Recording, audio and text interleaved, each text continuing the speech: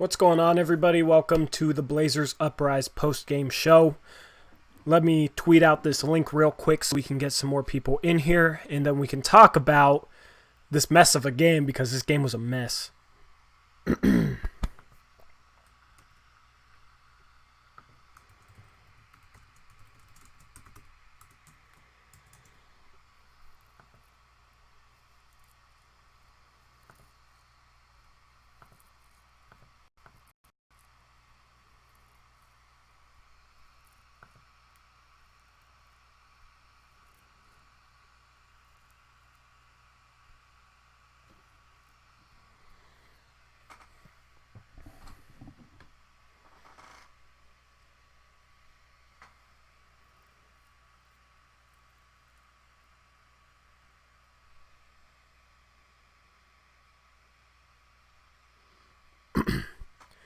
What's up, Portland made? My voice is kind of a little spotty right now, so I don't know how long I'll be on, but our defensive rotation was horrible. Yeah, it was bad. It was bad. I'll definitely get into our defense, because giving up 24 three-point shots is kind of ridiculous.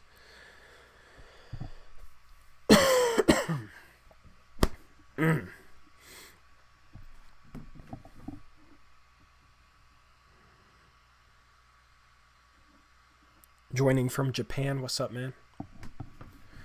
Try and get it a little bit lighter in here. Nope, that didn't work. Alright, there we go. Lighting's kind of but I tried to fix some of the lag issues with my stream that I had last time. I tried to make the audio and the webcam sync up, so I've just been dealing with a bunch of technical stuff. Didn't put out a podcast this past week because the whole point of doing it 3 times a week was we were going to be able to live stream it, and that would have been really easy to just sit down and live stream for an hour 3 times a week.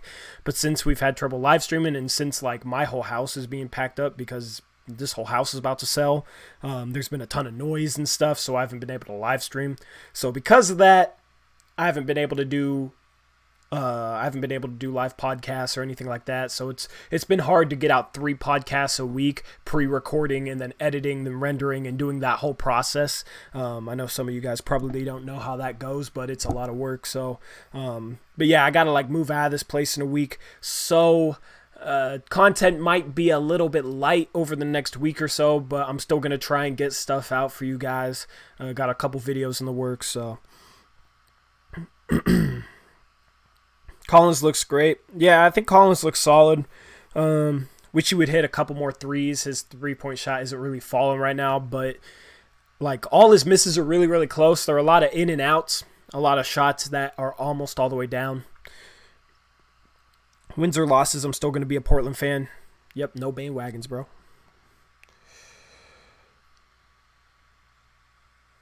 Got 23 in here right now. Going to let this fill up a little bit more, and then I'll go into some of the things I noticed, some of my takeaways. How weird does my voice sound right now? Because to me, not the flu, the cold's been kind of going around. So I started to lose my voice a little bit, and I can definitely notice it, but I can't tell if you guys can actually notice it. But my voice sounds a little weird to me right now. Don't forget to give a thumbs up. Yes, sir. Green Giant. I'm not like that. I don't like being that typical YouTuber that says make sure to give a thumbs up, all that type of stuff. Smash that subscribe button, all that type of stuff. I'm not, that's a little too cliche for me, so I don't really do that type of stuff. But giving me a thumbs up does help my videos, does help the channel. So I would appreciate it if you did, but I'm not going to ask for it. This team will come together. Our perimeter D sucked tonight. We got 30 people in here. So I'm going to start off with our defensive rotations, man. So first game against the Denver Nuggets, we did not cover the 3-point line. And I just figured, okay, they move the ball really well. That's a good team. They're able to get open 3-point shots, and it's only a preseason game. Not a big deal. I didn't watch the second game because it was against that team from Israel that wasn't an NBA team, so there's really no point in even going over anything from that. That's why I didn't have a post-game live stream from that. But this third game was a continuation of that first game against the Denver Nuggets, where we literally couldn't guard the three-point line. And I'm not going to lie, it has me a little bit worried, because the thing that we've done well in previous seasons is we've defended the three-point line well, and we've made guys drive at Nurkic, our rim protector, and we've done a good job around the rim defending that, and that's how our defense has been able to be a solid defense. But we're trying a few different things, which I like. We're hedging more pick and rolls, that type of thing. But behind the point of attack, it's a hard thing to explain without showing you guys. But we're hedging the screen. We're having the guy guarding the guy who's setting the on-ball screen. It's usually like Hazonia or Collins. We're having them extend out towards the ball handler to kind of bottle them up. The problem is, once the ball handler is able to get out of that or make a pass out of that, a lot of times we have to rotate off of our original assignments and kind of like rotate on the backside. I don't really know how to explain it, but if you watch full game highlights and you see a lot of threes that the Phoenix Suns made, a lot of them were completely wide open. There was a play where Hazonia hedged, and then he ran back to the wrong guy who's already being guarded and left his guy completely wide open. Just our defensive rotations are really, really bad. If you don't know what I mean by defensive rotations, that's something that you can go Google, maybe watch a YouTube video on, because they're very, very important to defending at the NBA level. They're very, very important. We don't really have to rely on rotations all that much, because usually we sack the big man on the pick and roll, and usually we just stay on our guy and stay pretty sound. But that can become a problem when you're playing against an elite offensive player, because the guy guarding a guy like a James Harden or LeBron James, that guy gets stranded out on an island without much help from his teammates, because we tend to stay home on our guys. So I like that we're looking to help a little bit more on the ball handler, on pick and rolls, that type of thing, but recovering out of that is absolutely terrible. Wish Nasir Little played today. I don't know why they're not playing him, man. The dude's a rookie. Like, give him some time. Especially when we can't defend, put out Nasir Little. The dude can defend, so I don't understand why Nasir Little is getting absolutely no run. He didn't even get in with the bench unit at the end of the game, I don't believe. I don't really remember. I wasn't paying that much attention. Alex G says, losing Aminu and Harkless is rearing its ugly head. Hopefully the team can adjust. It's not a product of losing those guys. It's not like we're struggling to defend people one-on-one. It's our team defense. Our rotations are very, very bad, and it's not a product of losing Aminu and Harkless, because for even poor defenders, the rotations shouldn't be this bad. The rotations are very, very bad. So even adequate defenders, even mediocre defenders, should still be able to rotate and get out on these shots and not give up 24 threes in a game. So I'm not going to say it's a product of losing Aminu and Harkless, because those guys had their issues playing team defense as well. Those guys' rotations weren't great as well. So I'm not going to say it's a product of that. It's just a product of us not knowing how to rotate and take away the three-point line, and us ending up scrambling on defense, and we're not able to get out on shooters. There's also multiple times where we weren't really giving an effort to get out on shooters, and that's probably just a preseason thing where, we're being kind of lazy and not working hard to take away the three-point line. But it's not something that I want to have made into a habit. I don't want them to get used to not chasing guys off the three-point line. There's multiple times that I saw Zach Collins or Mario Hazonia close out short. Guy caught the ball on the three-point line. The defense kind of ran up to him, kind of started closing out on him, but didn't close that gap all the way and let them get a three-point shot off. We need to do a better job closing that gap, because I'm not trying to see teams drop 23s on us in a game. 24 three-point shots. I think the NBA record for a regular season game is about 26. So, it was really bad. Phoenix set a record for most threes they've made in any game ever ever. Preseason, postseason, regular season, they've never made as many threes as they made tonight. And I know it's preseason. I know it doesn't matter, but these are the things that we need to work on. These are the things that we need to shore up after how poorly we guarded the three-point line in Game 1. I was hoping we would see some improvement. Instead, we regressed to Game 3, so it was a bit frustrating to say the least, because this is something that could definitely become a problem when we end up facing some really good three-point shooting teams once the regular season rolls around. So I'm going to look... Let me do some math here real quick.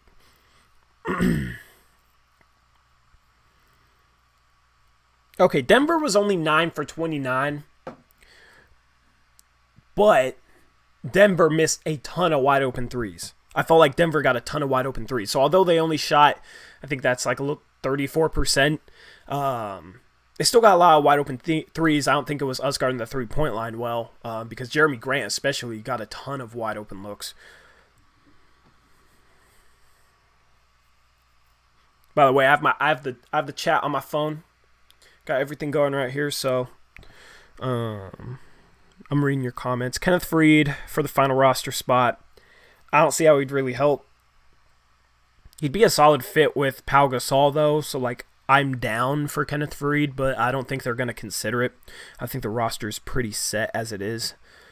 Nasir didn't play because after his ankle injury last game, they announced he was going to rest. Oh, that's Eric. What's up, Eric? Yeah, okay, that makes a lot more sense now.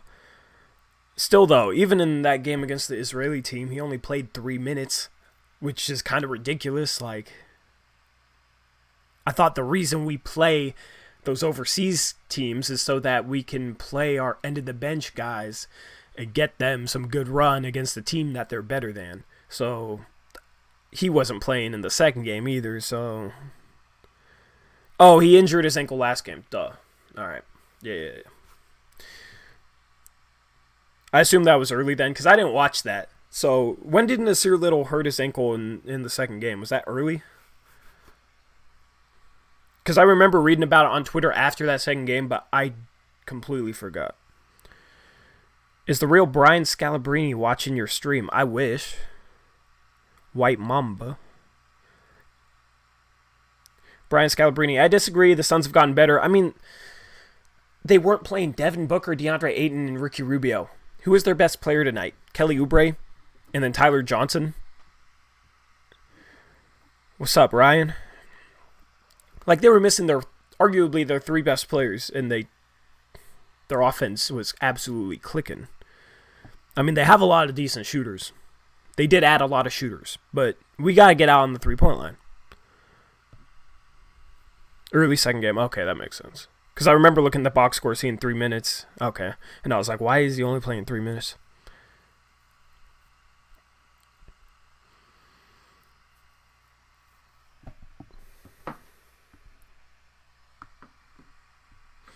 So, I mean, that...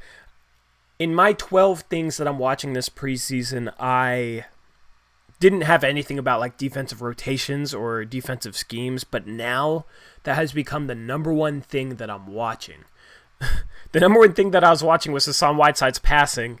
Hassan Whiteside's passing is non-existent, but he's not really getting the ball in position to do much. He seemed a little lost out there, but he's barely had any practice time with the starters.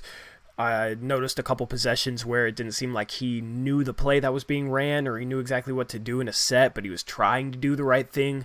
So I'm not worried about Hassan Whiteside. I saw some comments about him like Hassan Whiteside doesn't look good. I thought Hassan Whiteside played fine, especially considering the fact that he hasn't had much practice time with the starters, and he's been injured, and he's in a new situation. So I think Whiteside will be fine. Whiteside's going to be good. I'm not worried about him at all.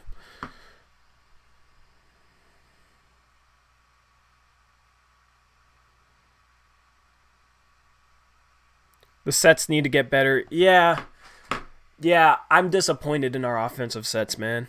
But it's been something I haven't really liked the past few years. I've been a bit outspoken on that.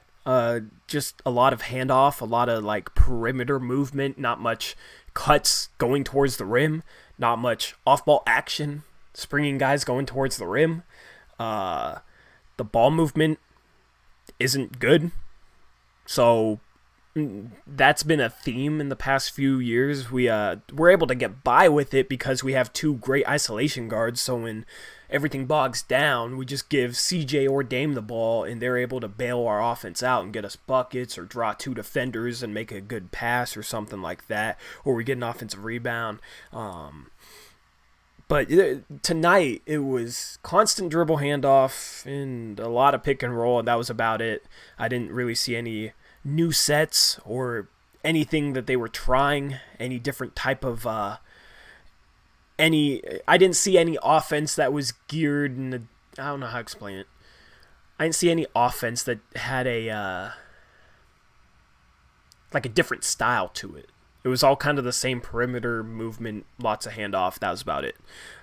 At the same time, you probably don't want to give anything away, but I feel like if you're going to put in a new wrinkle in an offense, you got to at least try it out a couple times in the preseason before just throwing it out there in a regular season game. Like, okay, you guys have never ran this against actual defense, but go out there and run it against the Denver Nuggets on opening night. It seems a little risky, so...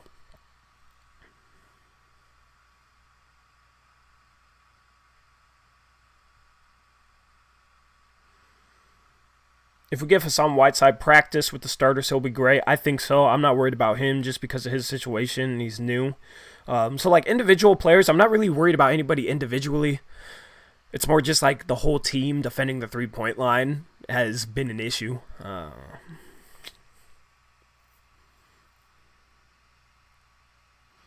also didn't like how Dame and CJ played over 30 minutes. Yeah, I don't understand why they're playing over 30 minutes.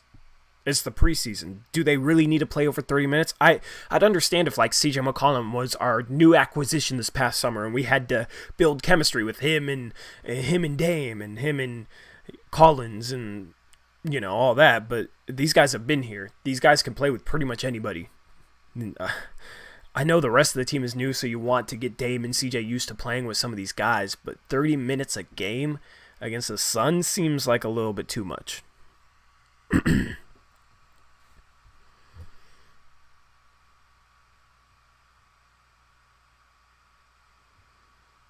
I think it's a little bit too early to start talking trades for Destrom. Like, I love my hypothetical trades, so I'll throw out a trade idea here and there, like, for stuff to be done at the deadline, but it's nothing that I'm considering, like, anytime soon. A lot of those trades can't happen until, like, around the deadline anyway. There are a lot of videos on defense also. Yeah, if you guys just like look up, if you guys don't know what I'm talking about by defensive rotations, just Google defensive rotations in basketball or search it on YouTube, because it's something that I could show you if I was like out on a basketball court with some guys, but it's really hard to explain. The turnovers, albeit in the preseason, were worrisome. Yeah, it's just sloppy preseason stuff though. Bro, go to sleep. You seem so tired. It's okay. I'm not tired, bro. Don't tell me to go to sleep. I don't know what the issue is, but no, I'm not tired.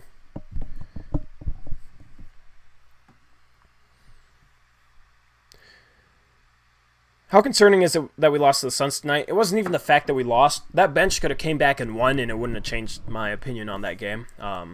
There was moments. Offensively, I think we looked pretty fine. We turned the ball over a lot, but we got buckets. CJ was on fire to start the game. Dame got his. Anthony hit some shots. Whiteside kind of picked it up a little bit in the second half. So offensively, I thought we were fine outside of the turnovers, and the turnovers will improve because that's just sloppy preseason basketball. The only issue just was us not being able to guard the three-point line. And the thing is, they also capitalized. So, like, part of it was we weren't doing a good job guarding the three-point line, but they also hit a ton of shots. I don't know what they were from the three-point line. I know they hit 24 of them, but I think they were like 24 for 30. Let me find it.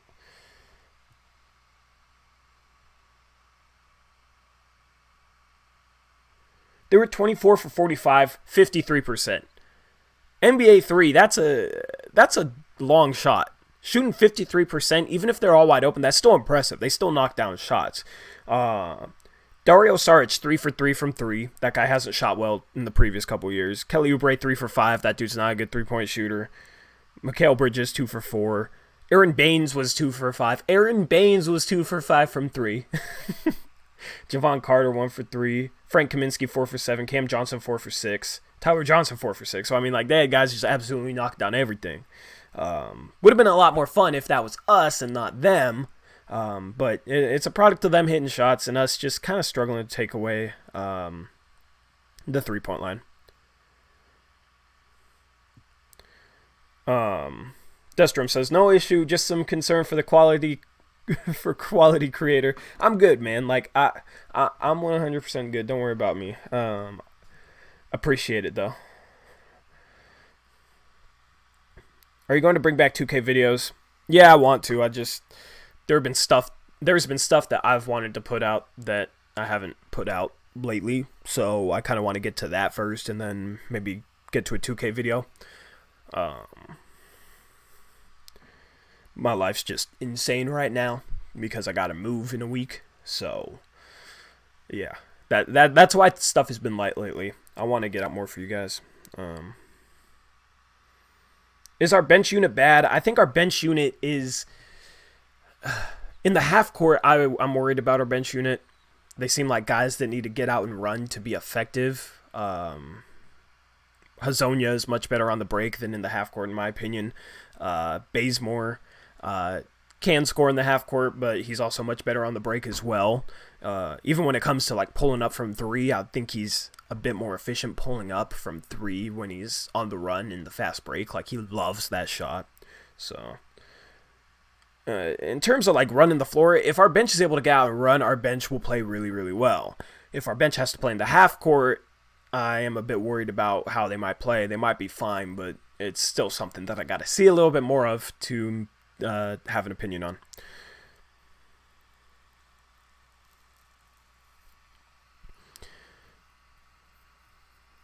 How has Jamal Crawford not been signed yet? I know he's old, but come on. Crawford's not efficient.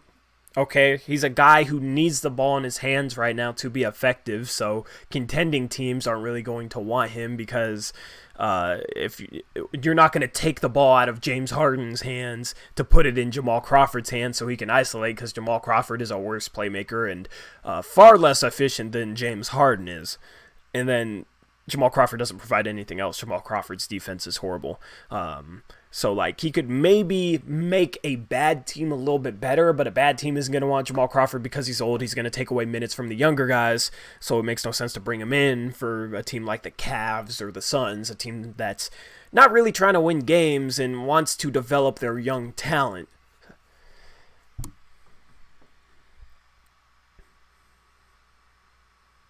I think Powell can help the bench unit be more effective in the half court. Yeah, man, I'm watching this bench unit and I keep forgetting, like, this unit's going to be playing with Powell. So in the half court, I said that in my first postgame video, on our half court, if we can use Powell like we used Nurkic last year as a passer from the high post, then that can help get some movement in our half-court offense with our bench. We wouldn't be relying on Anthony or Hazonia to break guys down off the dribble in order to create offense. We could just simply throw it to Powell and move around him, much like we do with Nurkic. And Powell's a really, really good passer. That's why I really like that pickup. He's a really good passer, so he can do a lot of things Nurkic used to do, and he can do a lot of those things with that bench unit.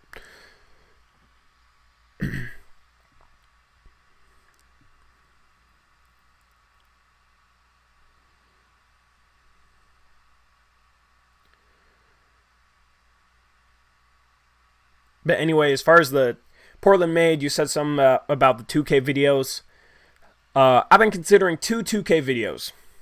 One is a Blake Griffin rebuild, or not a rebuild. One is a Blake Griffin, like we trade for Blake Griffin at the trade deadline and see how that team does. And then the other one is what would happen if Anthony Simons turned into like an all-star level player this year, which could be a lot of fun. Like, I'll just bump up his overall rating to like an 86, 87, and then like I'll just kind of just wing it for that whole recording. Maybe trade CJ, like, who knows. Would you rather see like Anthony Simons all-star 2K simulation, or would you want to see a Blake Griffin trade simulation?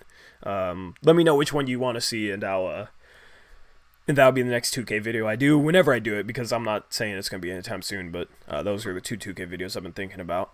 Long recording, I had to completely scrap it, so that's why I haven't even been messing with 2K. That was about like a couple weeks ago, and I was just like, okay, well. What are my thoughts on Zach? He needs to do a better job finishing inside. I think he needs to add more strength to his legs. Like, his upper body looks stronger, but he still doesn't seem to have a solid base. A lot of times he's off balance on his hook shots, and I think it's because he's kind of getting bumped and his lower body, his legs aren't strong enough to hold his spot on the court. So like, he's going up for a hook shot and he's kind of getting bumped and he's just losing his balance. So a lot of his hook shots seem to be off balance in my opinion, and he gets moved off his spot a little too easily.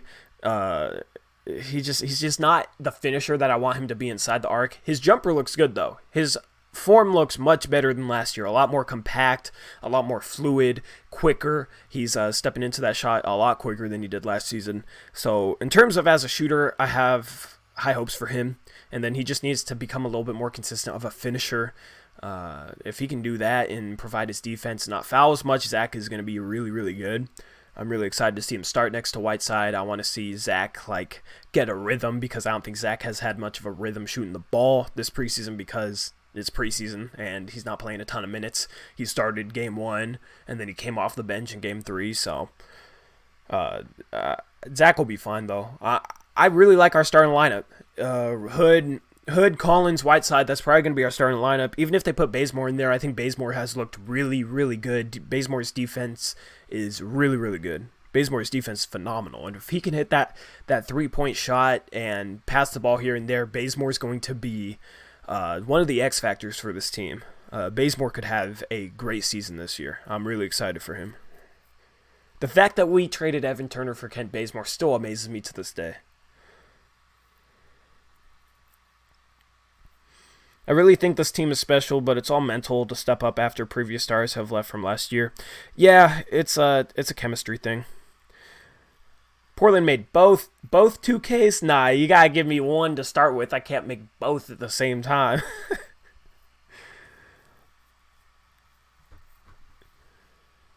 I assume it's Chen says, I like our roster.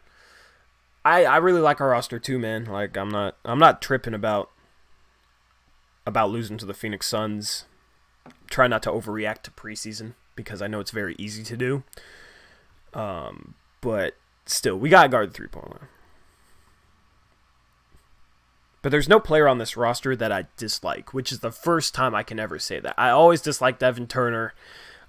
Myers was a mixed bag for me, but there's nobody on this roster that I dislike.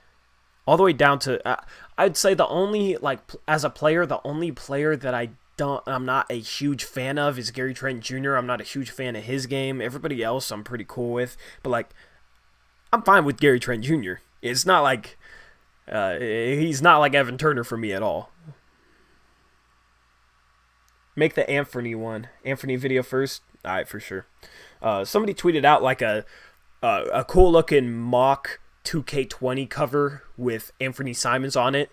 I asked him to use it for a thumbnail. It was a while ago. I was like, hey, if I want to use this for a thumbnail, can I do it? And I got permission to. So that's the thumbnail right there. That's what got me thinking about doing an Anthony Simons like all-star rebuild, as I saw that cover, and I'm like, man, that would look cool in a thumbnail. So that'll be a fun, different type of 2K video.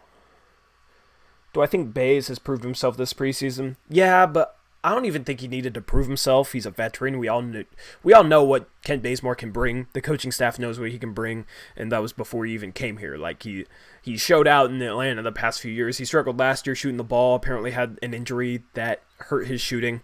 But the whole league knows he can defend. And right now he's playing great defense. He's getting steals and turning that into transition buckets, which is something that we haven't really had. Our good defenders didn't really get steals. Aminu, Harkless, they didn't really play the passing lanes quite like Kent Bazemore does. So I really like us being able to force turnovers out of the other team, which is something we've always struggled with. I really like us being able to do that with Kent Bazemore on the floor and turn that into fast break offense. Just speed up the game, speed up the other team, get buckets going quickly down the other way. That's something that we haven't really done before. So Portland made with the ant emoji. Sounds good to me, bro. Do we have a legit chance of winning the championship or at least making it to the Western Conference Finals? Depends on what you define as a legit chance.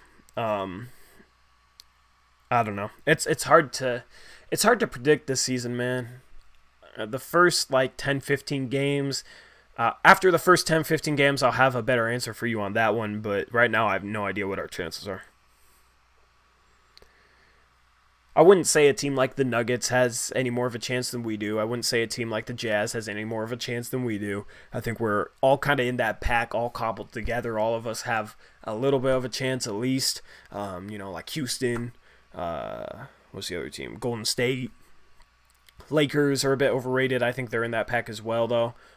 Clippers are a little bit ahead of everybody, but if they have an injury to one of their top two guys, they fall back down to that pack. So it's wide open.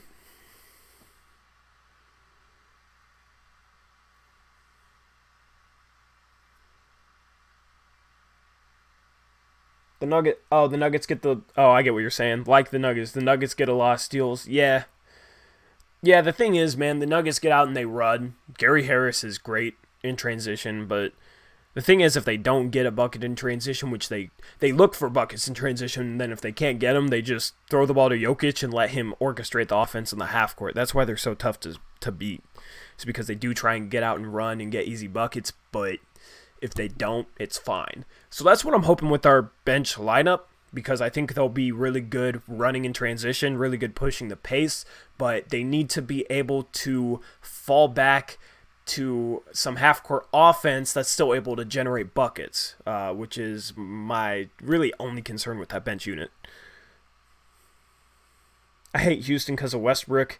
Can't stand Harden either. They became easier to hate after Westbrook went there. I hope that he and Harden clash. I hope that they fight for the ball. Because those are the two highest usage players in NBA history or something like that. Like, those guys dominate the ball. So it'll actually be really interesting to watch those two play in the regular season. Can't wait till Nurk comes back. Yeah, my prediction for Nurkic coming back is in January. Everybody's saying February. That's what Olshey said. I think they're being conservative, and they've talked about not putting a timetable on Nurk, so I feel like he'll for sure be back by February. I feel like that's kind of what they're saying, because Nurk has said no timetable. But Olshey's like, yeah, he'll be back around February. So I feel like they know that he'll be back by then, but he has a chance of returning a little bit earlier. Because you think about it, like, I feel like the recovery for that injury is like 9 to 10 months usually to get back onto the court. And after 9 months, I think the injury happened on March 25th. So after 9 months, that'll be December 25th. After 10 months, that'll be January 25th. I feel like Nurkic is going to come back sometime between like January 15th and January 25th. That's my prediction. How do I like those Mario dunks? I mean, Mario's always been super athletic, man. He's always been able to throw it down like that. If Mario could shoot, he would be phenomenal. His 3-point shot, his form doesn't look good to me. At least he's not like an Evan Turner type who's going to settle for a bunch of contested fadeaway mid-range jumpers and barely hit rim. So that's a positive. I like him a lot better in that point forward role off the bench than Evan Turner. Do I still like Layman over Mario? The thing is with Layman versus Mario is I felt Layman was a more sure thing, and I felt like I still kind of feel like playing Mario off the bench in a ball dominant role is a risk. But I mean, I think Mario has a little bit more upside than Jake, but he also has a little bit more downside. And from a role like that, I wanted to stick with the guy who had been here, who played well off of Nurkic, played well off of Dame and CJ, and was the safer pick compared to just like kind of a wild card like Mario. And that's what I said at the time. And I know that everybody's gonna say, oh, you're wrong about Mario after every good game he has. I had somebody say you're wrong about Mario after he played 6 minutes in preseason. But I'm not saying he's not going to be good. I'm just saying the gamble is something that I'm not a huge fan of taking. It's like, here's an analogy for you guys. Would you bet $1 to win 50 cents. No, you wouldn't take that bet. You know what I mean? If you lose $1. If you win, you get 50 cents. You're logically, you're not going to take that bet. Doesn't mean that you wouldn't be able to win 50 cents. And if you do win 50 cents, that doesn't mean that you'd be wrong for not wanting to take that gamble. That's kind of my analogy for Mario and Jake. Mario could pay off. I'm not saying it won't, but it's just the whole gamble. I'm not really a huge fan of it. But I have become more accepting of Mario because from what I've seen this preseason, I think he can handle the ball a little bit more than he's shown throughout his career. His passing is solid. So I mean, like they have him in a good role for Mario. So the problem is though, if Mario struggles or if Mario gets hurt, who's that backup power forward? Scal has been disappointing to me this preseason. He hasn't really looked ready to be that backup power forward. He can't rebound the ball right now for whatever reason. And he hasn't taken threes, hasn't really shown me much. Tolliver can kind of shoot, can kind of defend, but as a backup power forward for a contending team, he's probably not a great option. So like it's like Mario has to pan out, or else we're in a rough spot at that backup power forward position. That's why I wasn't a huge fan of the gamble. I was surprised watching Mario shoot today. His form looks disgusting. People expected him to come in and shoot well. That's what I don't understand. Last year, I believe he shot... I'm going to look up Mario's stats right now. I can't do it on my computer because it'll freeze up the stream. So I'm doing it on my phone right now. Mario Hezonja stats.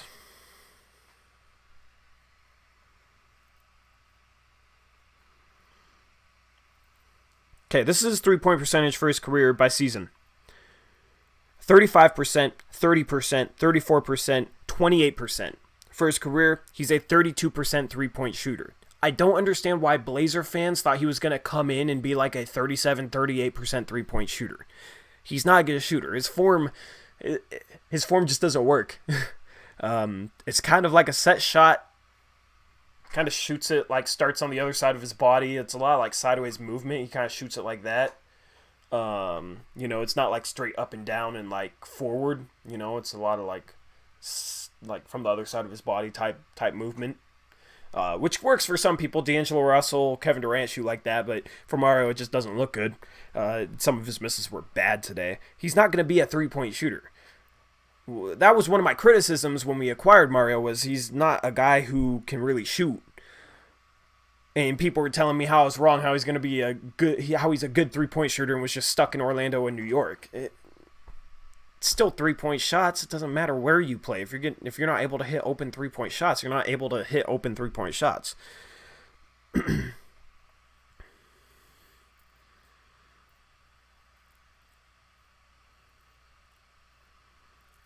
He ain't getting paid like Turner too. That's a positive. Minimum contract. I'm a lot. If Turner played on a minimum contract, I still wouldn't be able to stand Evan Turner because I just can't stand Evan Turner. But it would have been a little bit easier to handle. At least we're not paying Mario $18 million per year because that'd be ridiculous.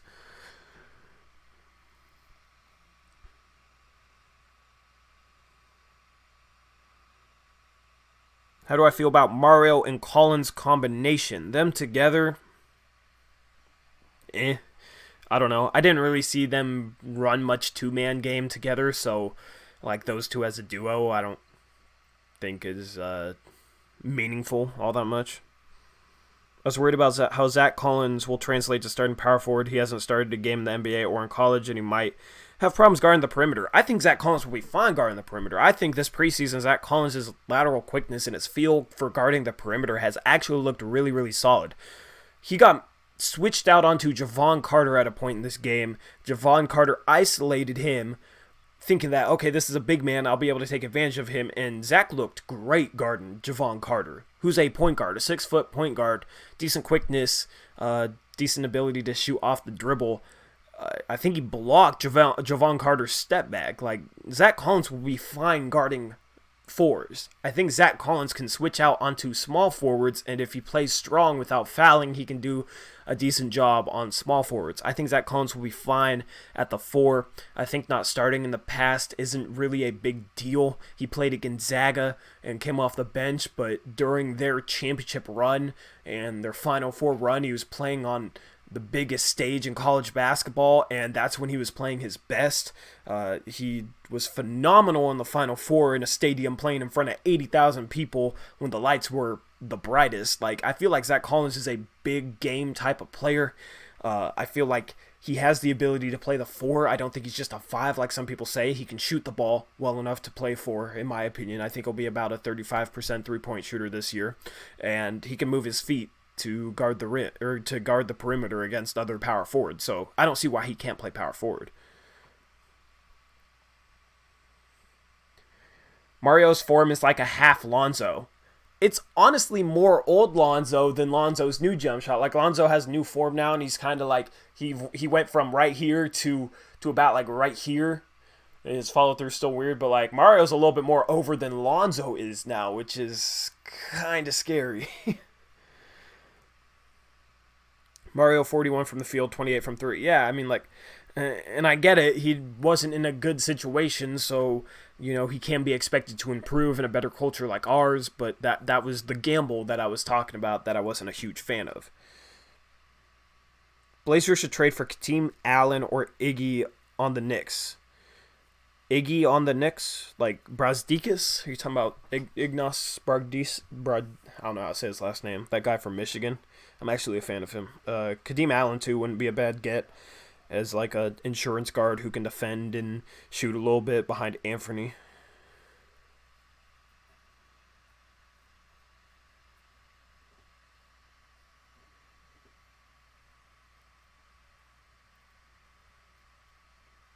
Bruce Davis says he doesn't like Whiteside. Why don't you like Whiteside? Dustrom like DT, unpopular opinion. Very unpopular opinion.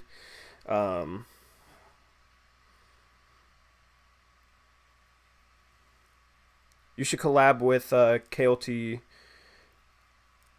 I think I watched that dude, KOT4Q.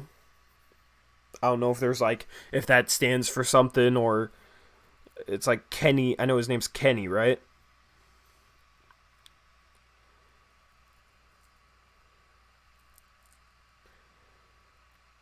It'd be fun to do some collaborative stuff. I'm just kind of like worried on like getting consistent content out to you guys, because like stuff hasn't been as consistent as I wanted it, but at the same time my life is hectic as hell. So, you know, I got stuff going on outside of, you know, YouTube. I know you guys just know me from YouTube, but you know, life can get hectic. So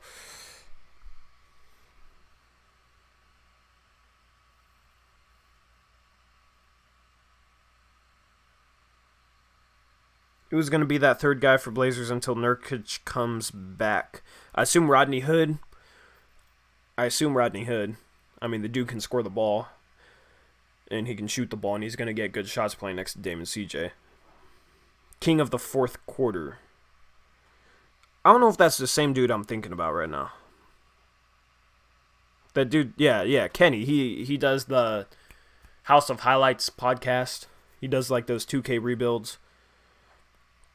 I feel like if I hit up like a dude like that trying to collab, first, I don't even know what I do like collaboration-wise with him. But second, I feel like he'd just not reply.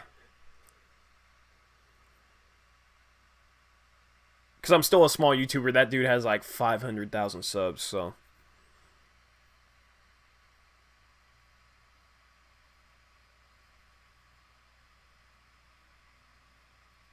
Wooten would be a good power forward. Would you be saying that if he didn't play for the Oregon Ducks? Hassan's ankle might still be bothering him. I doubt he'd be playing if his ankle was still bothering him, but it's preseason. He isn't comfortable in the system yet. So don't worry about Hassan Whiteside. If this continues on into like game 10 of the regular season, then yeah, we might have a problem. But we have to wait and see on Whiteside. We can't base Whiteside off of 2 preseason games, considering the fact that he hasn't been able to run with the starters in practice, he was hurt, so he lost some practice time, and he's in a completely new offense. The 5 actually has a lot of responsibility in our offense, so he's kind of like learning a whole new playbook that he has to play a decent role in. So like he's not going to be comfortable yet. You are probably the best NBA analysis out here, though. Appreciate that, man. I try and be a little bit more in depth than you guys would get other places. That's kind of my niche. Like I try and explain things. Like I played college ball, so I've learned a lot. I've studied the game of basketball a lot, so I try and provide like that type of viewpoint towards the Portland Trailblazers, because honestly, like mainstream media has kind of like strayed away from that. You went from Talking Ball, which was like pretty in-depth analysis, to Blazers Outsiders, which is a little bit less of that, which, you know, isn't a shot on them. Like people watch that show, that's why they're on TV, and people like different type of things. I just want to be like that guy that gives you like a little bit more in-depth breakdown, maybe helps you guys like see the game in a different way, provides like a, you know, a unique perspective on things. We'll always tell the truth, because like honestly, like if I feel like Stotts is doing a bad job, I will say it, which I feel like a lot of other people just love Terry Stotts and will never criticize him. So that's kind of like my whole thing. So like throughout the year, some of these post-game streams, I might be like a little bit more critical than some people would like, but like I'm just going to be honest, and I'm just going to like completely break things down how I see them. So, but I appreciate that compliment.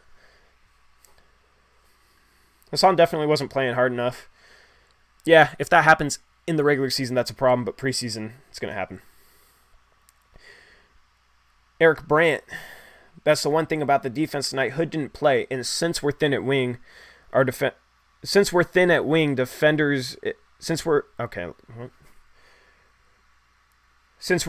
on wing defenders, it looks worse if Bays or Hood are out. Gotcha. Yeah, I agree with that.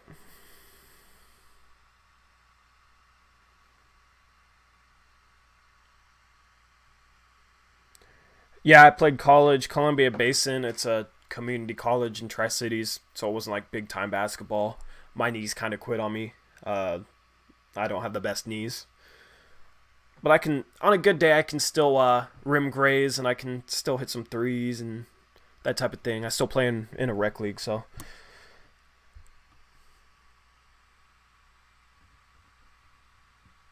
Destrom says, I'm one of those people. I love Terry. He's a real one. Doesn't mean you can't criticize him. That's the thing. If I criticize somebody, too many people view it as, oh, you're just hating on them, or you hate them. No, I'm critical of Dame at sometimes. I absolutely love Dame. Like, favorite athlete ever. Like, Dame's awesome. But if Dame is doing something that I feel like he shouldn't be doing, if Dame's making mistakes, I'm going to be honest, and I'm going to point them out. You know, if he takes some bad, super deep, contested threes early in the clock and he doesn't have a rhythm, so he's barely hitting rim, like, I'm going to call it out. You know, Dame shouldn't be taking those shots. That's a mistake. Terry needs to reel him in a little bit when he's not in a rhythm like that. When he is in a rhythm, I'm fine with him taking deep threes, you know, like we saw in the playoffs last season against OKC. Like, he was on fire, so those are fine. But, like, if Dame starts making mistakes, if CJ becomes a black hole and forces some bad shots, I'm going to call those guys out. Same with Terry, man. Like, I'm not a huge fan of Terry. If he does a good job, though, I'm going to point it out. Like, I'm not just going to completely bash the guy or completely praise the guy.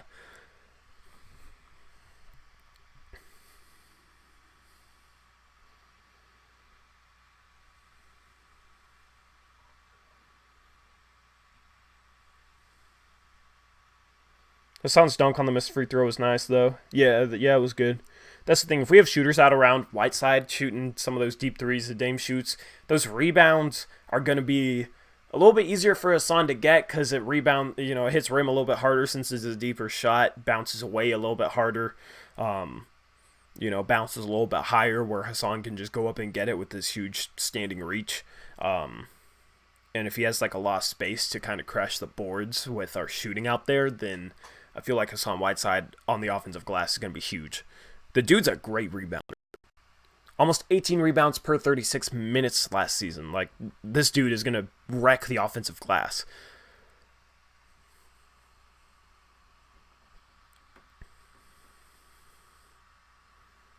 I do like your channel about our Blazers. You're great, bro. Appreciate it, Bruce. Honestly do. Honestly do. Because, like, doing all this is a bit of a grind. A bit frustrating sometimes. Like, the technical difficulty, stuff like that, you know, can get frustrating. Spending an hour or two editing, hearing my own voice for 2 hours gets a little bit annoying to me, even though it's my own voice, you know. But like, your guys' support definitely, like, motivates me through all the struggles and all that type of stuff. I know that sounds cliche, but it's true. So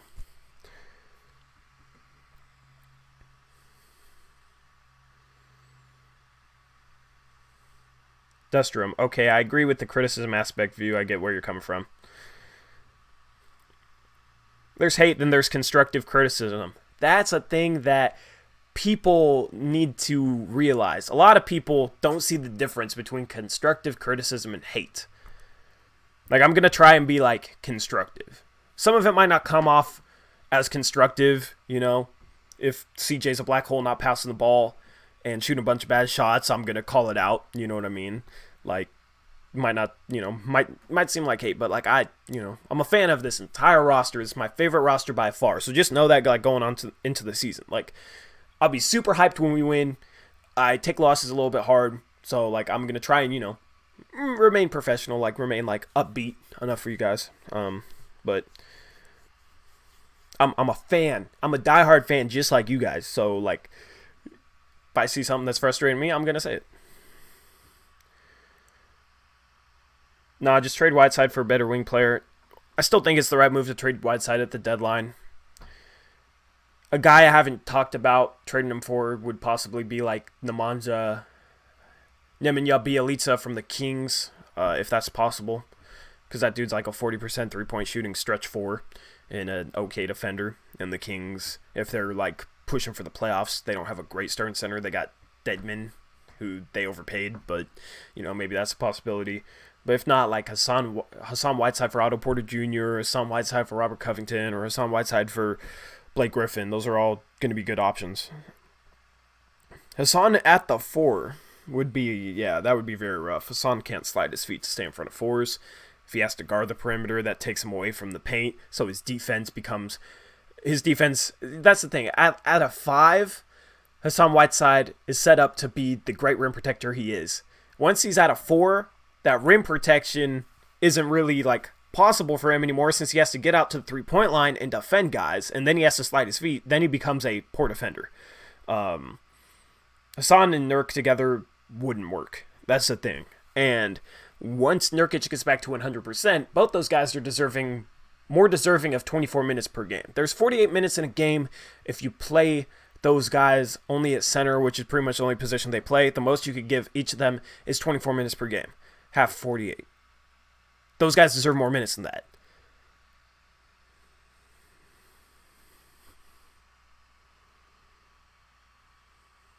Who's the guy the Pacers got from the Bucks? Malcolm Brogdon. I'm huge on him. I think he's going to have a great season.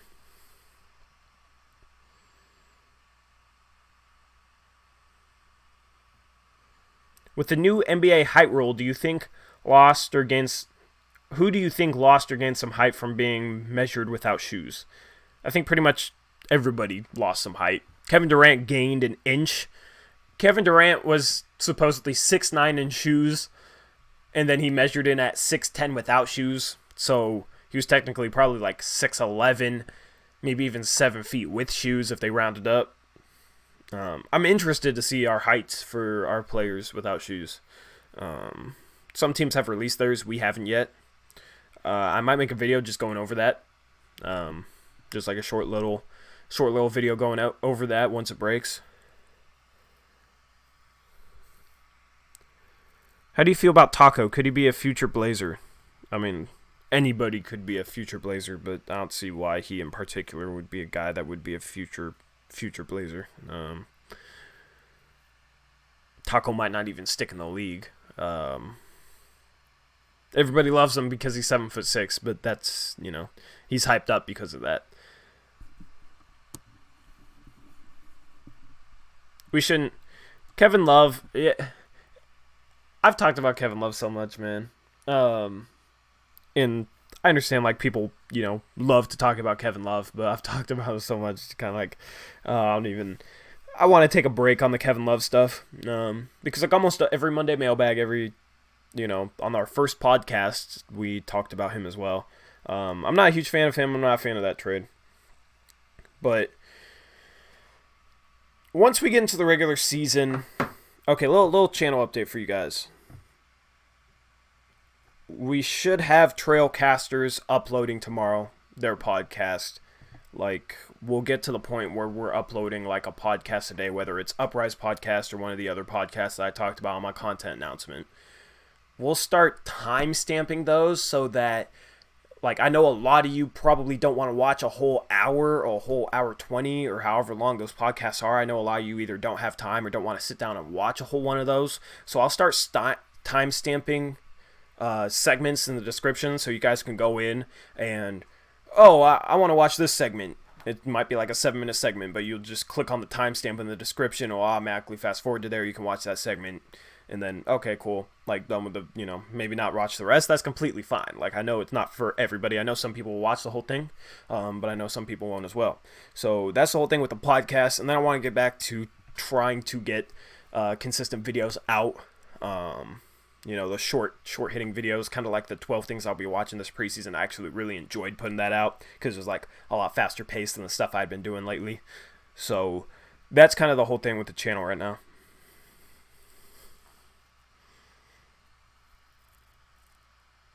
And then also we'll have like the daily NBA news show starting up like first day of the regular season probably. So stay tuned for that.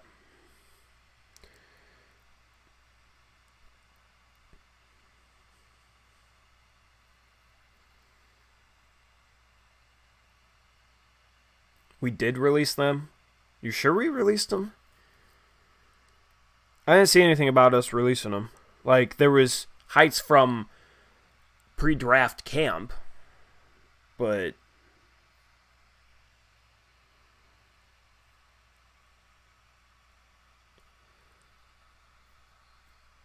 CJ got to be taller than 6 feet too, though. Hey, I'm like an inch and a half taller than CJ without shoes then. Like my NBA, that's the thing, man. I can't say I'm 6'5" anymore. Because like doctor's office, I'm 6'4", but like I play a lot of basketball, so I'm like, okay, I'm 6'5" because basketball players are measured in shoes. Now they're not doing that anymore, so now it's like, I'm 6'4" again. Kinda sucks. Zacho Ataco says, are you going to the season opener versus Denver? I want to. Depends on my financial situation. I'm trying to get a job with like DoorDash, Uber Eats, that type of thing, just driving, so that I'm able to like kind of like work when I can and kind of work that around like my college and work that around running this channel and all that. So like if I'm able to get that before then like yeah, and I'll just drive extra just to make sure I can afford going to that game. But if you guys are going to the season opener, good chance you'll see me outside the Moda Center passing out business cards, because one of the things I plan on doing is passing out business cards for this channel outside Blazer games, before games, to help, grow this channel, bring more people into the community that might not already be like watching YouTube. You guys will still be like the OGs, you guys are special place in my heart, but help this channel grow. And then I also have like my SeatGeek code, which saves you $20 if you use it on your first SeatGeek purchase. If you guys don't know about it, Blazers Uprise is the code. No spaces, just one word, Blazers Uprise. If you use that on SeatGeek, you'll save $20 off your first SeatGeek purchase, and it'll also help me out. I'll make $10 if you use the code. So, like, I'll have that code on my business cards, passing it out to people before games, to spread the channel and to maybe get some usage on that promo code to help generate money that I could hopefully pour back into this. I just need to like get set up in my personal life to be able to like do this a little bit better. So smart marketing, honestly. I thought so. I want to pass out like at least like 2,000 cards a month. It's smart marketing for this channel, and then doubles down is just like me getting some usage for that code. Like I'd more than make my money back just off of like, if I passed out 2,000 in a month. And 7% of people used it. I'd make $1,500 a month. Like, I could get a computer that could run high definition stream for you guys, because this is only on 720p, because my laptop can't run 1080p. It can't run high definition stream. I could get a better camera. I could get like a cool like studio setup just by like getting more usage on that promo code. So, am I going to college in Washington, Oregon? I'm going to Clark College. I do online classes, so a lot of my homework I do it midnight on like a Friday and Sunday night, and but yeah, I'm just kind of I'm only taking like 10 credits right now. Dame is probably 6'1". I've stood next to Dame. Yeah, I think he's 6'1". He was pretty short. Yeah, I'm 6'4". If you guys go on to my, I'll comment this for you guys. Yeah, I'm 6'4". I'll show you a little. Actually, I could probably just do it on the stream. Nope. Alright, I'm gonna mess with this for a second. Bear with me.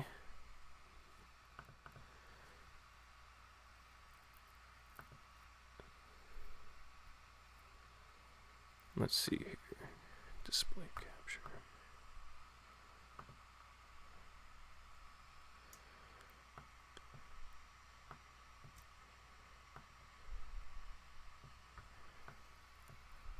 I'll show you all a little something.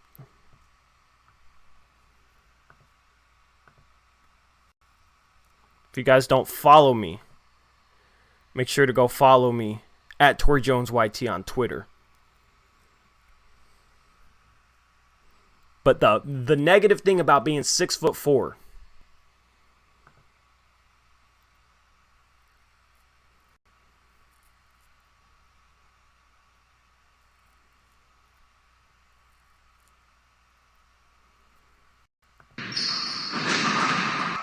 is that this doesn't look cool at all.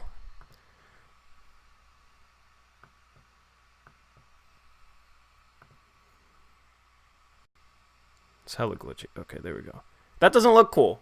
I'm 6'4". Like, that's 10-foot rim. I can dunk, like, on a good day, dunk easily. But that doesn't look good. It looks like I'm barely jumping. So, like, positive, I can dunk. Negative, it doesn't look good when I do dunk. If I was, like, 5'10" and could dunk, it would look a lot better. But, yeah. So, do I look 6'4" there? Wish you were 6'4". What smaller guys always say is, man, I wish I was 6'4". I would dunk so easily. You'd also be less athletic, less quick. Taller guys are naturally less athletic, less quick. So, I wish I had the athleticism of a guy who's like 5'5".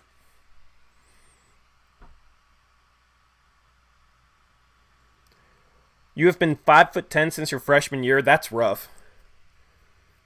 That's rough that you stopped growing that early. I mean, just from like a basketball standpoint, like I don't look down. If you're 5'1", I don't look down upon anybody for their height. Like, it doesn't matter. But from a basketball standpoint, it definitely helps. I was supposed to be between 6'6" and 6'9". I ended up 6'4". Imagine complaining about being tall. I like being tall, man. I couldn't imagine it otherwise. I just wish, like, because it feels cool when I do dunk, but then I record it, and then I watch it back, and it's like, it does not look anywhere near as cool as it feels. It feels a lot cooler than it looks. I can still train to be athletic, though. I used to be more athletic when I was in college. I could alley-oop 360. I could throw it off the backboard, that type of stuff. I definitely missed that. Last summer grew from 5'9" to 6'3". That's a pretty good growth spurt. I never had a growth spurt like that, so.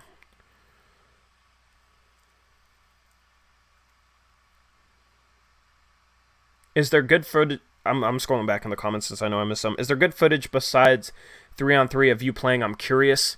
Yeah, I could I could like tweet out a video link from like one of my old YouTube accounts. Um, I played against Robert Franks, who's now on a two-way contract for the Charlotte Hornets. I dropped like 17 points on 7 or 8 shots against him, maybe 9 shots. I have like full game footage from high school, but I was like skinny. I was like 40 pounds lighter than I am now. It does look cool, I swear. It feels even better than it, man. I don't know. It's a good feeling. I just wish it looked like, cause like I was trying to like punch those dunks. So I was like trying to like cock it back and then like dunk it fast. Felt like I did, and then I watched it back and it was like, doesn't look how it feels. Are my parents tall? No. Believe it or not, my mom's 5'4". My dad's 5'9". I'm 6'4". My grandfather's 6 foot. I think like my great grandfather's like 6'6". So I assume that's where I get it from. But my parents are actually really short. Show link. I'll tweet it out after this live stream.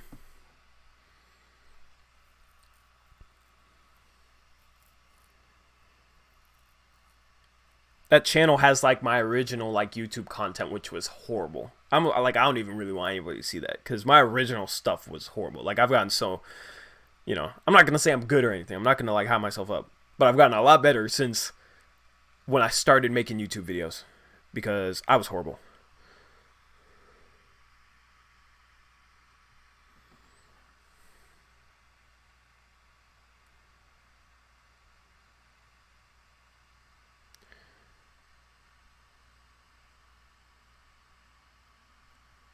The week after I dunked for the first time, a fat kid dove on my ankle, and I haven't been able to since. At least you got to dunk before the before your ankle got messed up. When did I stop growing? I stopped growing like my sophomore year. So I was like 6'4" my sophomore year. End of my sophomore year. And I was like still optimistic. I'm like, I'm gonna be 6'7". I'm gonna be D1 because of it. No. I'm 6'4" and I went to community college. But it'd be fun to like get some people together from the channel. I definitely want to do like meet and greets, but I have so much like going on with my life and trying to get consistent content out for you guys. I don't even have the time to like set that up. Was the fat kid named Zaza?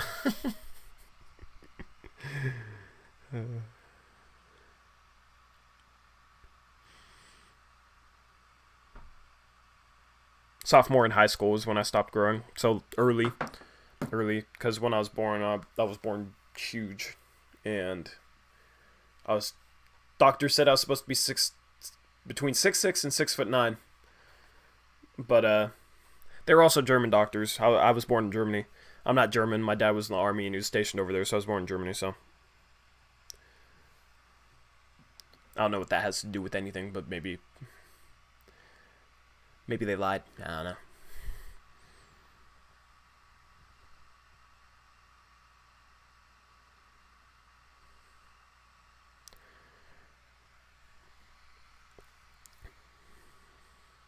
All right, so once season starts getting underway, it'll be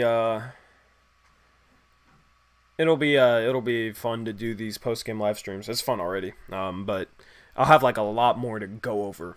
Like I can break down the actual game, break down player by player performances. It's just kind of hard to do so in games that don't matter, games that don't count. I like that they reduced the number of preseason games though, and made the season start like a week and a half earlier than it used to, because it used to start like around Halloween. So like if this was 10 years ago, we'd still have like 3 weeks until the regular season started. Right now we have 11 days, which is awesome, absolutely awesome. But it'll be a lot easier to just like go into depth about stuff that happens during an actual game, especially if it's a close game, man. Like if we got games that go down to the wire and I'm going left right after that, if we like if we pull out a very close win against Denver opening night, I'm gonna come on here with a lot of energy and just rattle through stuff. Am I Portland area or another city? I live in Vancouver, Washington, which is Portland area, just across the Columbia River from Portland, if you're not from here. The Columbia River is like huge, huge river just to the north of Portland. So I live like 15 minutes away from downtown Portland. I live in like northern Vancouver, but I live by I-5, so it's easy for me to get down there. So like on a good night, I can buy tickets 30 minutes before a game. Yeah, like 30 minutes before a game, jump in my car with traffic. I can get parked like 25 minutes after I leave, and I can still get into the arena by tip-off. When am I graduating college? I'm only part-time right now because I have 2 more classes to finish my associates for business. And then I don't know what I'm going to do. I want like this whole YouTube thing to be a pretty full-time thing for me. So like that's why I've been like not doing highlights, because they get copyright claimed, and I like making a little bit of money off my videos, off the ads and stuff.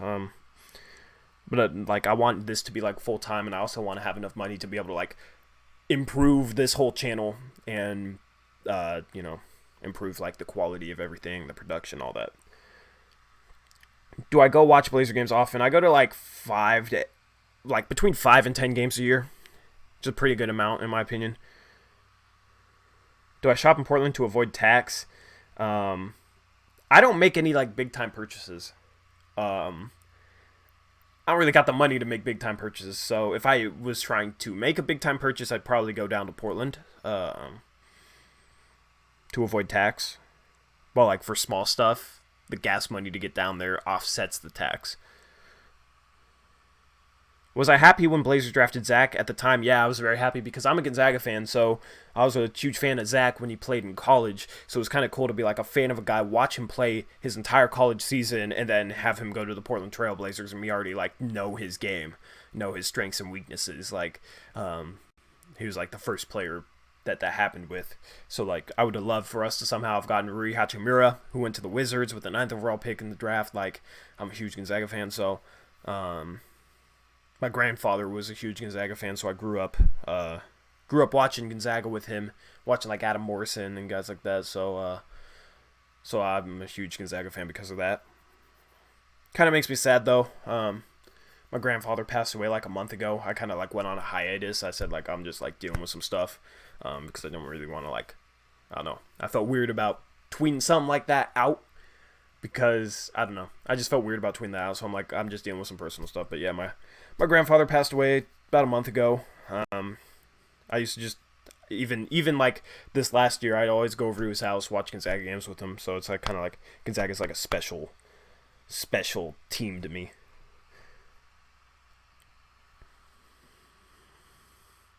Gonzaga has a nice campus. I've never been there. I want to visit their campus. Actually, I've been to their arena. I don't really remember their campus from that, though. It was nighttime, so everything was pretty dark. Animate Jake, how's your, I remember you saying something about going to graphic design school or something like that. I was wondering how that was going. I could definitely, like, use some help with the channel, too, if you'd be, like, interested. Because I'm not the best at designing anything, so...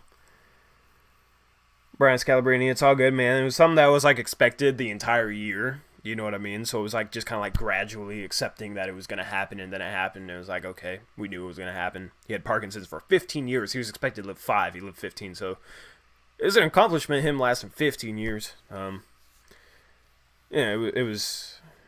Yeah, it was tough, but it was also something that was expected. So it was a little bit easier compared to like it like randomly happening out of the blue. But still, like that was tough, and then like me having to like move out of my house and try and rent a place sometime soon while trying to make this full time while taking care of college and all that stuff. Like I'm not gonna lie, I've been super stressed. Still trying to like keep up the content for you guys though, for sure.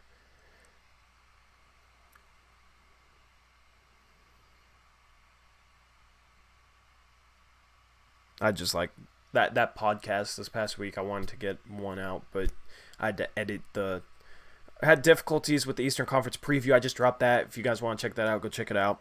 But had some difficulties with that, editing that, and then rendering that. My software kept crashing for no reason. It was like random. So finally got that out, and then next week hopefully we should be back to doing Monday, Wednesday, Friday podcasts.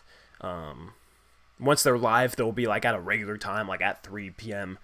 Probably 3 p.m. is the time I'm gonna go with. Let me know if, like, does a 3 p.m. live podcast work for you guys, or like would you want it maybe a little bit later? That would be harder for me, so I don't know if I'll do it. But like, what would be a good time for a live podcast on Mondays, Wednesdays, Fridays for you guys? Let me know, because I've been trying to decide like what time to do that live podcast.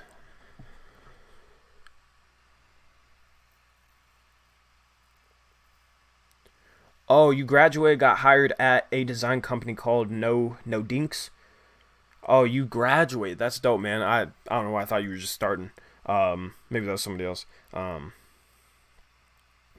That'd be dope, man. Like, send me an email. So I got your email. My email is blazersuprise@gmail.com.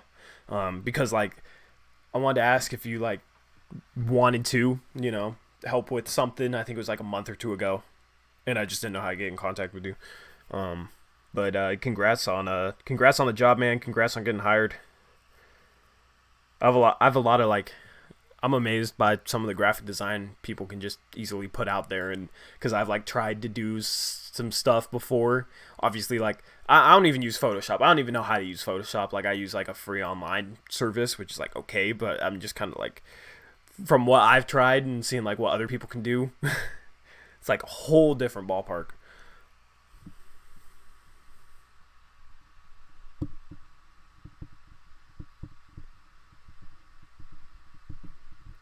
Owen Hart says 4.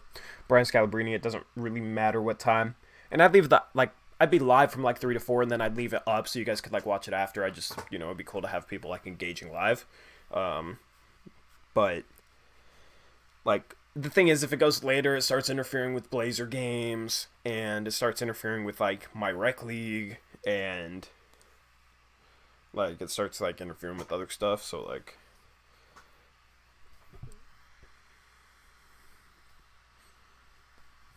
so I gotta like find a balance. Maybe 3:30 or 4:30. I don't know.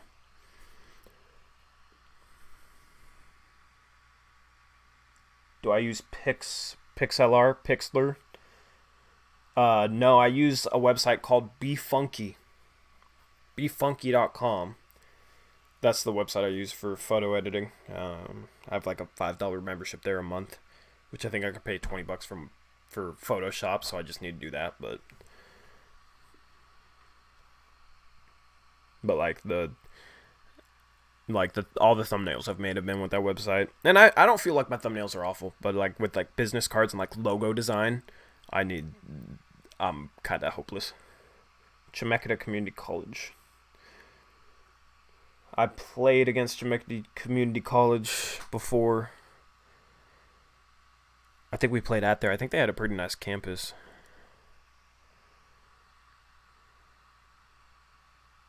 What kind of stats do I want to see from Collins? I want to see him average. This is my goal stat line for Collins. 12, like playing like 28 minutes per game, getting 12 and a half points per game, 8 rebounds, at least a block and a half, shooting 53% from the field and at least 35% from 3.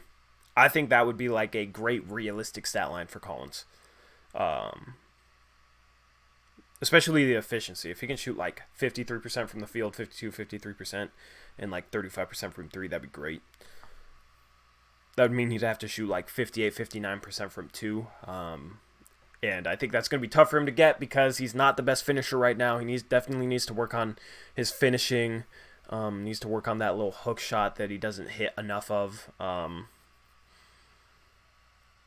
But like, if he can improve that and finish well and hit threes like that, he'll be good. Pixlr is just like Photoshop. Yeah, I just need I don't know. If it's free, then that's a good alternative. Biggest community college in Oregon. Yeah. Well, I played at a community college in Tri-Cities, so we traveled to a lot of other community colleges, which is actually pretty cool just to kind of like see some of the different like campuses, community college campuses around the Northwest. Not gonna lie, I think those numbers are pretty high. Yeah, they might be high. I just got a video idea. I just got a video idea. I don't know if I'll put it out, but it'd be cool to just like project stat lines for each player for the regular season. Maybe like 10-minute video. And then at the end of the season, see how close I was to some of them. Pirate Photoshop and Illustrator. I don't feel right doing that. I don't pirate stuff. And Photoshop's only like $20 a month, I believe. So I'd much rather just like pay $20. You know what I mean? Like I can afford it. You know, it's just I'm so used to what I use right now, and I'd have to like learn Photoshop. Dang, remember when the Trailblazers traded Will Barton for Aaron Aflalo? I don't want to remember that. That was rough. Will Barton, I feel like he's gonna like have a bounce back season this year for the Nuggets. I feel like everybody's all hyping up Michael Porter Jr., but I feel like Michael Porter Jr. is not gonna play that much, and Will Barton's gonna be really good for him. Still wish we had Will Barton though.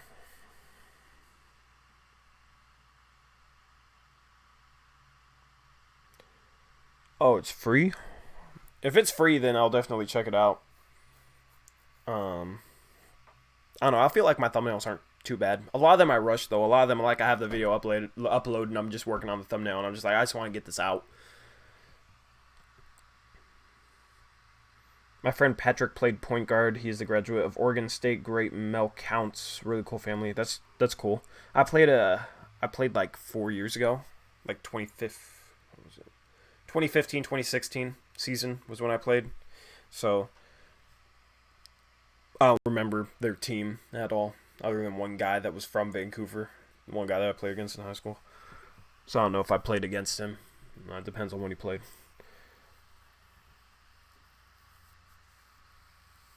MPJ is being held together by glue. I'm skeptical of more than 55 games played this season. Yeah. Even if he can't stay healthy, I'm still not high on him. He can hit long twos, but I don't know, man. Off the dribble. If people are going to say I'm wrong about Michael Porter Jr. not being that good, then okay, they're going to need to show me video of the dude breaking somebody down off the dribble or blowing by somebody with his speed, because that's the things that he cannot do. He's a scorer, but he can't get to the rim. He had one layup against us where he kind of like drove into a guy, got stopped, and kind of like flicked this weird shot over his shoulder. That's not like getting to the rim. That's a tough shot. So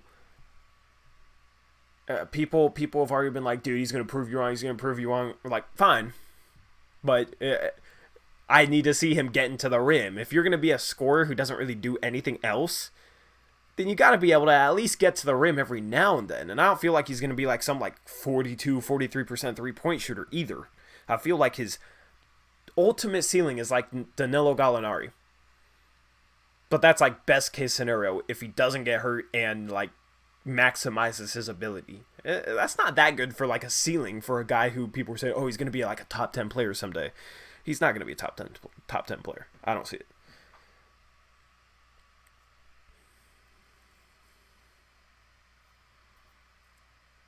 Affinity is an Adobe competitor, but they sell their software for $30. That'd be pretty cool. I just need to do like research into it before I splurge.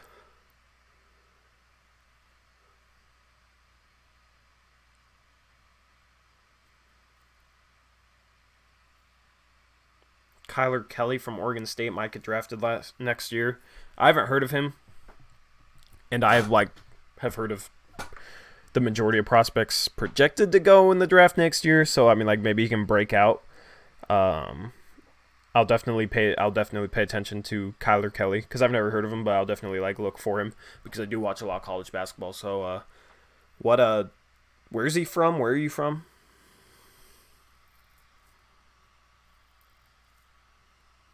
I need a channel wall. What do you mean by like a channel wall? Like the banner above? Yeah, I keep forgetting. I've actually like already paid somebody to do that. I just keep forgetting to like send him the stuff that he needs.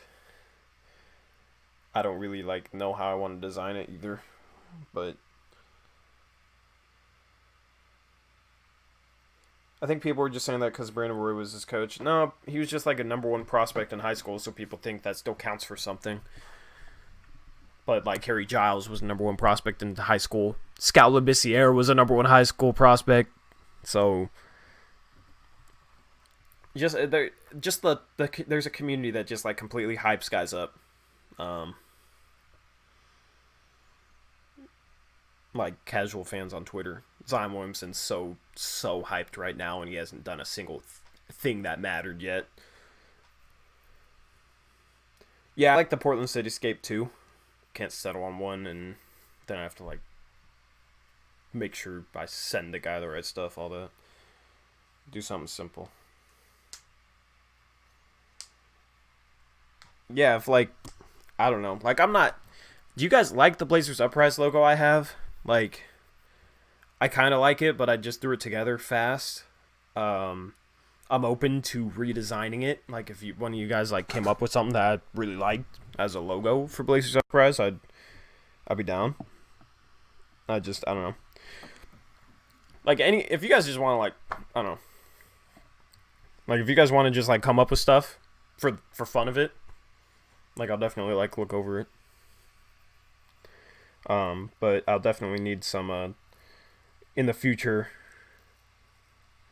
Like if you want to, like I'll reach out for some help if I need it.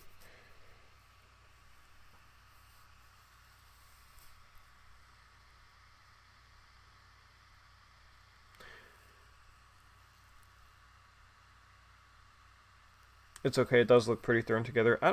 I like the brick. Like I like the like brick type theme behind it, and I mean like it's not low quality. And the font kind of matched like the Portland Trailblazers font from their logo. I felt like so that's why I rolled with it.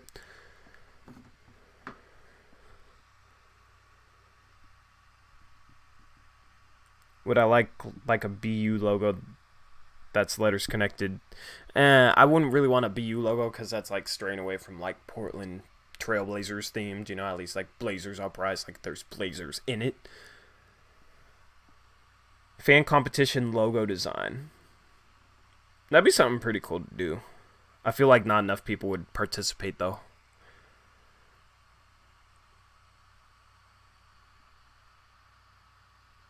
The bad thing about him is that he's entering his senior year. Oh.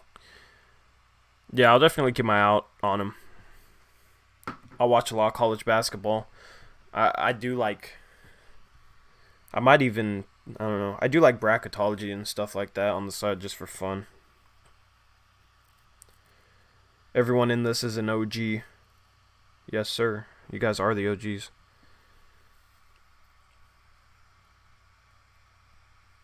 This channel will grow. Don't worry about it. Just keep promoting. Yeah, I know it will. I just like. I just want to get. I just want to get like consistent content out, which is something I've always struggled with. But also it's like I'm not, beating myself up over it because my life has been hectic lately. I just want to like give you guys something consistent.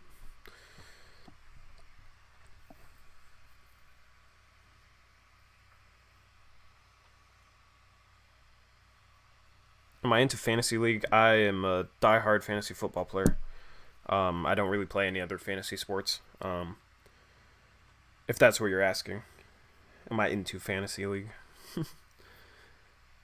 My fantasy football team's 4-1. I play tomorrow. I got the Patriots defense already spotted me 25 points, so I'm projected 140. So I'm feeling pretty good. It was a 12-team league, $60 buy-in, so it's like some decent money on the line. 60 is like a good number, like it's not that much, but it's like enough to make people like care.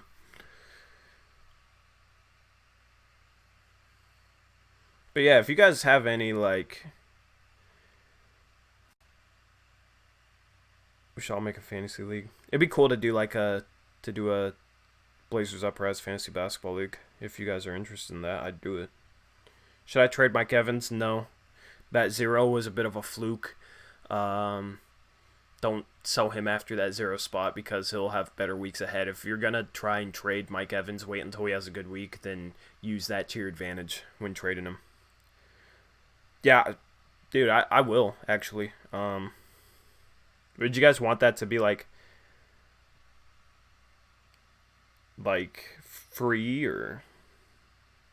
Because I'd probably do it free just because I feel like weird about doing like a $10 buy-in or any sort of buy-in for like a YouTube channel league.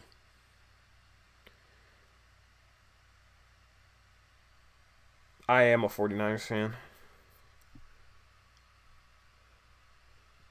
4-0. Yeah, I'll set that up for sure. You know what I'll probably do is I'll probably like, the thing is, once the league ends, should be in a lot better spot like financially. I'll like put a prize together for whoever wins the league. And if I win it, then I don't have to put a prize together. So that's that's where I win. But I'll my hat's all crooked. Eric, I'll get Eric in on that, and maybe like some other creators. I might make it like a big league.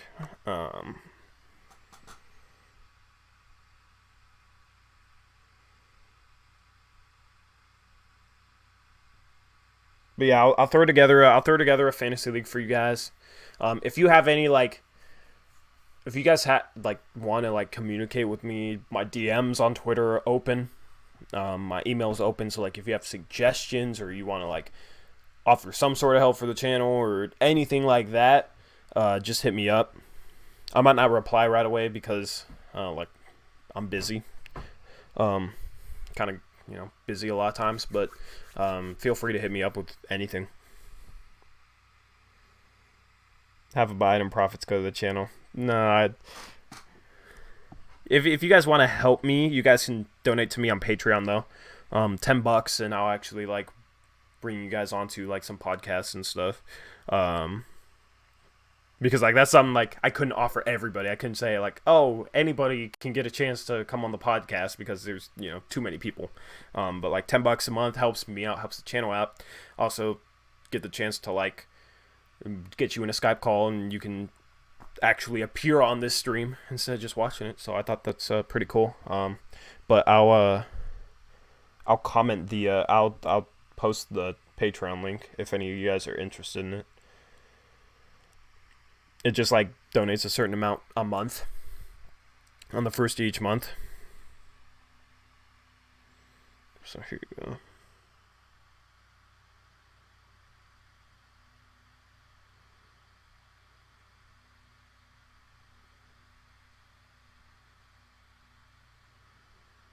Also, you guys can message me on Discord too. Our Discord chat, like I don't know, I keep forgetting about like participating in that. So like, but like if you guys can message me on there. I'll read my messages. I'm in a Discord for fantasy football, which is used a lot. A lot of times I just forget that I even have the Blazers Uprise Discord. You guys like, if you guys wanted to like participate in that a little bit more, help get that going a little bit, feel free. I'll try and remember to like be in there a little bit more.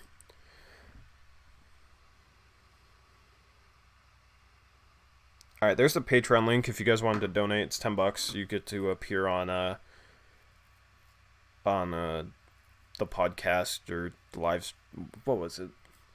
I think it's like $10. You get a chance to appear on the podcast, and then like if you donate $25 a month, I'll like be willing to have you participate in like a Monday mailbag and post-game shows and maybe like other videos. Like you'll get like much more of a chance to like participate in just like anything on the channel, because I definitely think it would be cool to like do more stuff with the community and that type of stuff. So $10 will get you like able to appear on like either like the podcast once in a while or the post-game show once in a while. But if you donate $25, you'll get like more opportunity, so to say. And it would help me out. So I feel like that's like a win-win, like that's a good trade. If it's not worth it for you, completely fine. Like, but it's just a way you can support me and like get a little something back. I'll also start doing more giveaways with Patreon. And like if you donate, you'll get a certain number of tickets into giveaways. And that'll be fun to do as well. So anyway, I'm going to wrap up the stream. My voice is sore. Good, solid, chill, late Saturday night stream.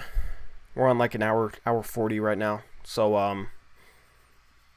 yeah, it's cool to like link for that too. I'll tweet out the fantasy league. All right. Just be ready for me to tweet out the fantasy league, because like you guys in here, I want you guys to like get first dibs.